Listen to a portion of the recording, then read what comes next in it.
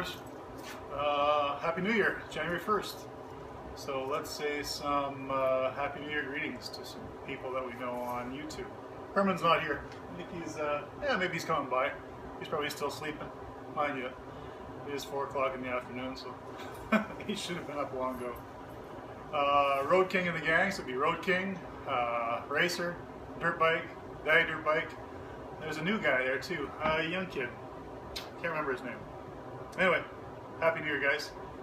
Let me thank here Dave Murphy, You Dizzy 1969. Great channel. He's working on a Model A these days and some other things. And Happy New Year, Dave. Some other guys, I don't think I watch their channel, but they don't. I don't think they watch mine. But there's Tommy Shoe. He's what's his name? Wild Eye Northern Boy. Who else? Musty One, another great channel. Lots of building bikes and working on VWs. Anyway, those are 4 guys I watch a lot, or 4 channels I watch a lot, and they give me lots of ideas and lots of inspiration, I guess, to keep going. I haven't made a lot of videos lately, but it's kind of winter. And I guess I could use that as an excuse, but we don't have much snow. We maybe have an inch. It's a little lean around here these days.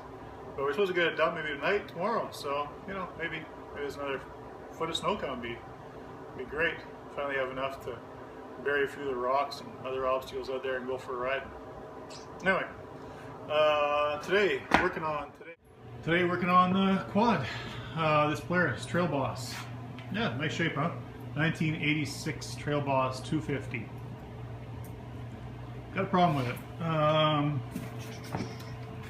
What is that problem? Well, it just died on me, and I thought, well, I was out. It wasn't too cold. It was maybe -3, -4 Celsius.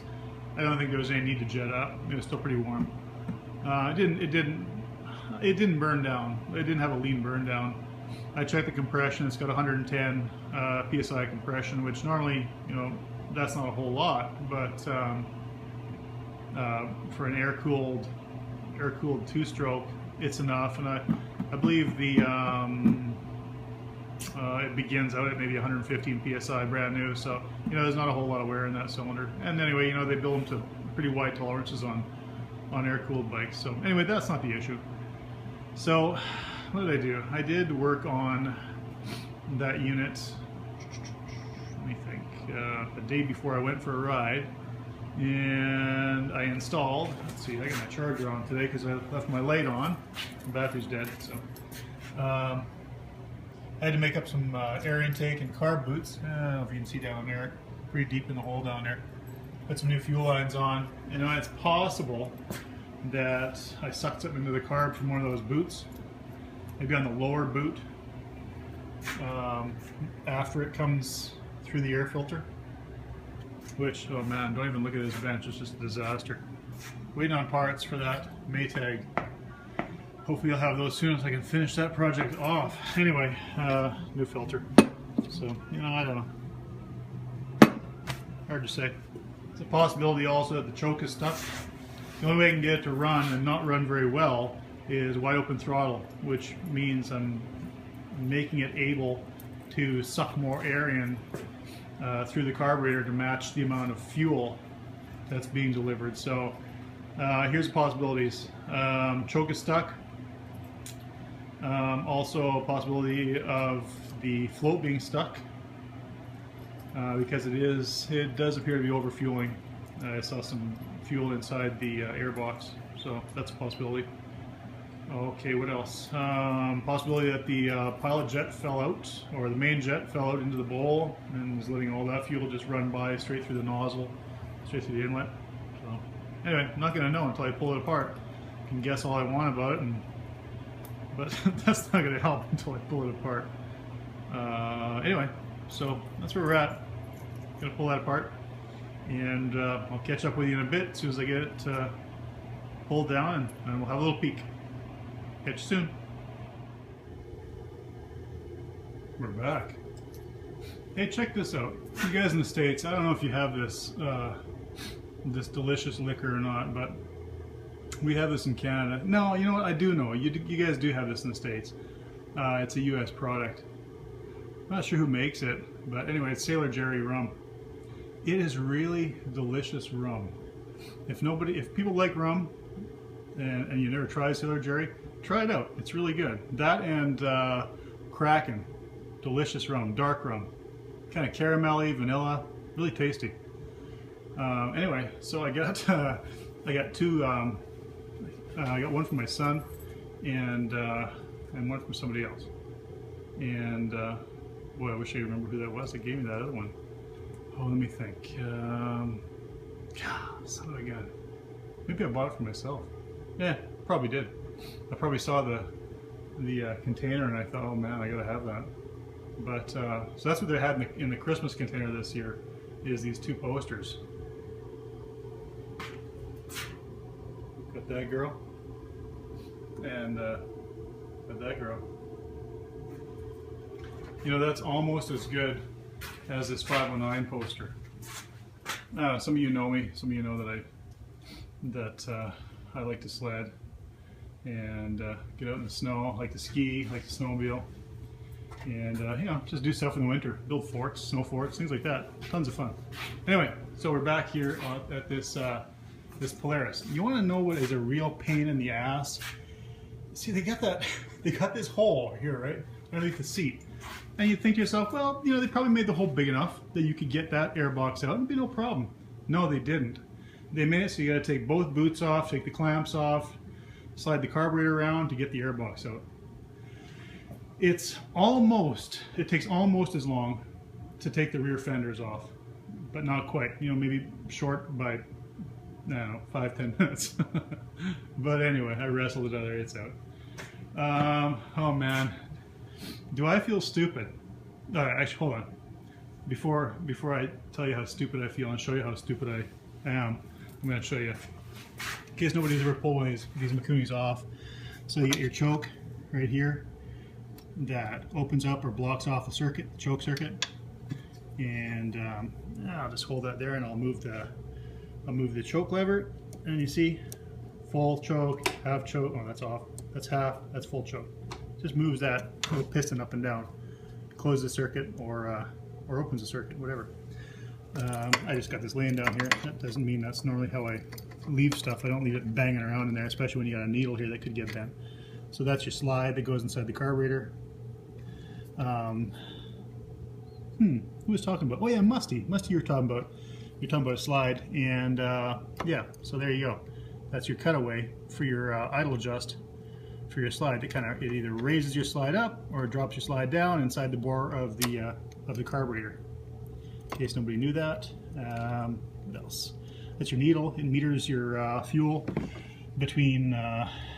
It's up to your mid-range, your bottom end to mid-range fuel air metering adjust.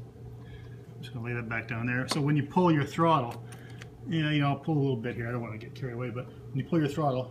See that slide goes up and down, and that basically lets more air in to the carb bore, or it lets less air in. So anyway, I could go into specifics on how to set the whole thing up, but you know, one day we'll get to that, I guess, when it gives me trouble, and then I'll show you how to do it. Oh boy, yeah, I feel so stupid. Well, I don't really feel stupid. I'm kind of glad that it was what it is, but. So here's the top part of your Mikuni carb. What is that? That's about a 30, maybe it's a 34. Maybe 34 carb, I guess. 34, that's your bore. I don't see any markings. I think it's a 34. Could be a 30, nah, pretty sure it's a 34. Anyway, there's the main jet. A lot of people have seen the main jets before. But look what's missing down in there. But guess where it is? Sitting down in the bowl. Pilot jet. So that's why, and I think I did mention, you guys don't know if I'm telling the truth or not, but I did mention before I pulled this carburetor apart that it was either going to be a jet that fell into the bowl or the float's stuck. Float's not stuck there. that float's not stuck. That doesn't eliminate the fact that it could be needle and seat, but I did test the needle and seat to see if it held, and it does hold anyway. So anyway, if you don't have that idle jet, on Harleys they call it a slow idle jet. I call it the pilot jet. On Mikuni I believe it's called a pilot jet, but I've always called it a pilot jet. Could be a slow idle jet. It's the same thing really. It meters the amount of fuel that that runs through the circuit for idle, and kind of up to a quarter throttle, you know, and then after that you're on your main jet, and wide open throttle you're on the main jet. So anyway, yeah, that bowl had a lot of fuel in it. Basically it allows more air to pass by the circuit and pulls more fuel up from the bowl through the full size of that bore, instead of going through a oh man, I don't know if you guys can even see it. You see that end of that hole there? That's not actually how big the size of the jet hole is. It is extremely small, like the size of a like the size of two hairs. My hair is getting thinner, but as I get older it's getting thinner, and I'm also getting fatter, but you know, whatever, that's a different topic altogether. Yeah, anyway. Man, do I need to get a manicure? Look at these freaking hands. It's disgusting. Talking about manicures, oh brother. So guess what? I'm going to put this back together. You know, I remember tightening this pilot jet in there, and I tightened it in just barely snug, thinking, you know what, man, if you strip the pilot jet, it's frustrating. You gotta drill it out. You know, they're brass, right? So they don't hold up very well. So don't over tighten them, but guess what? Tighten them enough so they don't fall into the fuel bowl. Stupid, man. Anyway, gonna put it all back together and catch you in a bit. So we're halfway there. I'm gonna show you. I'm gonna show you what happens here. So remember that top before, which is kind of hidden underneath that air intake. Oh, let's see if I can get a better view. Right there. So right here, underneath that, there's a spring. Underneath the spring is your slide. What can I point at? Right here. Right here. That's your slide. Goes up and down the bore of the carburetor. Meters the amount of air, mass air. And when I pull the throttle, slide goes up and down. As I was mentioning before about Musty 1, it's sitting right now. See that little brass piece in there? That's your idle adjust. So that's going to sit right on top of that. Not the best view, sorry about that, but kind of what you get. Anyway, so we'll get the choke put back in, get the fuel line put back on, put the air box in, and you know what we'll probably do is fire it up before I put the air box in, just to make sure there are no other problems. Maybe he's going ahead with everything else. Oh, by the way, way down in there, if you can see it, this is oil injection, so that moves your lever for your oil injection. Anyway, I'll get the carburetor put on, we'll test it, make sure it's working okay, and we'll put the air box back in. Alright guys, so we got fuel lines back on, carburetor's in, fuel lines hooked up, throttle slides back in, chokes in, vent lines, haven't rode those yet, no big deal. So let's check it out. Battery's still dead, so yeah, dead. So let's see.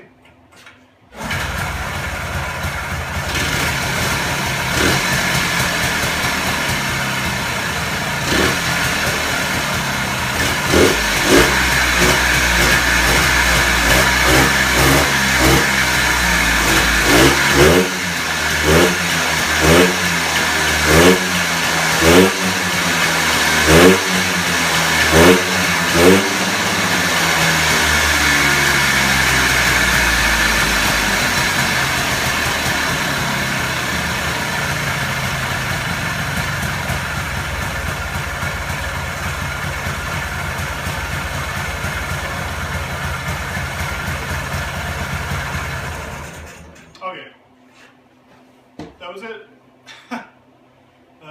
It's going to be boggy like that. The airbox is off, so that means it's not restricted as much as it needs to be, so it's going to be running a little bit lean. So then that, put the airbox back in, and that job's done. On to the next thing. There's always something else. Well, here's to Happy New Year's, Merry Christmas, and Happy New Year from Baggett Corner. from back to all you guys.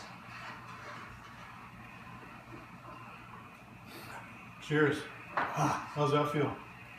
Pretty good, eh?